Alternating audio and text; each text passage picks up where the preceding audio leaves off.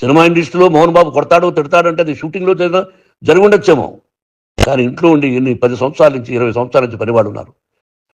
నేను ఇంట్లో లేని సమయంలో వాళ్ళందరినీ కొట్టి వాళ్ళ ఫోన్ లాక్కొని ఒకడైతే చచ్చిపోవాలి, వాడు పోలీస్ కంప్లైంట్ ఇచ్చి ఉండొచ్చు. నేను వద్దు అని వాడిని బతిమాలాడు పోలీస్ కంప్లైంట్ కూడా ఇవ్వలా.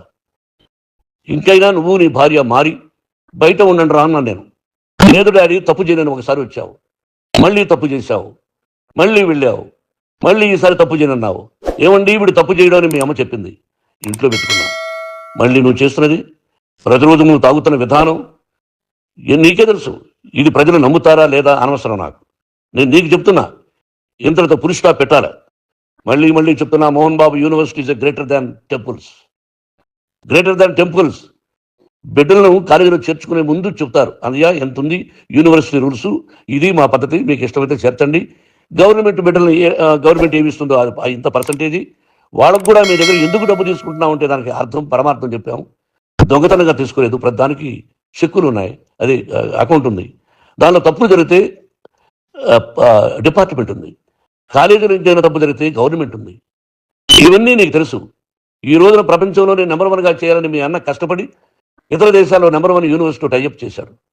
ఈ రోజు నువ్వు చేసిన విధానం ఏమిటి? నువ్వే ఒకప్పుడు నాకు ఇవి ఏమొద్దు నేను యాక్టింగ్ అన్నావు, ఈ రోజున ఏం చేస్తున్నావు? విద్యారాయల మీద పడ్డావు. తల్లిదండ్రులు చాలా గొప్పవాళ్ళరా. కొంతమందికి డబ్బు కట్టలేకపోవచ్చు, కట్టని వాళ్ళకు కొంత సహాయం చేసాం, అంతా సహాయం చేయలేము. బ్యాంకుల్లో డబ్బు కట్టాలి, లెక్చరర్స్కి డబ్బులు ఇవ్వాలి, యూనివర్సిటీ బ్రహ్మాండంగా నడపాలంటే మంచి లెక్చరర్స్ కావాలి.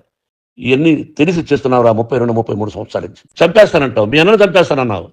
చంపరా చూద్దాం మీ అన్న నేనే అన్నా. తాగరా నీ ధైర్యం ఉంటే అన్నా.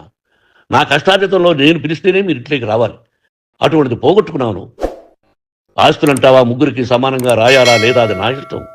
ఆస్తులు ఇస్తానా, లేకపోతే గంగపాలు చేస్తానా, లేకపోతే ఎవరికైనా దానధర్మాలు చేస్తానా, అది నాకు సంబంధించిందిరా, నా కష్టార్జితం రా. మీరు చేస్తున్న విధానం గుణగణాలు కావాలరా. మందు తాగచ్చురా, ఎంత తాగాలి? నేను కూడా 1 or 2 పెగ్స్ తీసుకుంటా. ఇది తప్పు కాదు, జనానికి తెలియాలి, నా డబ్బు ఇది.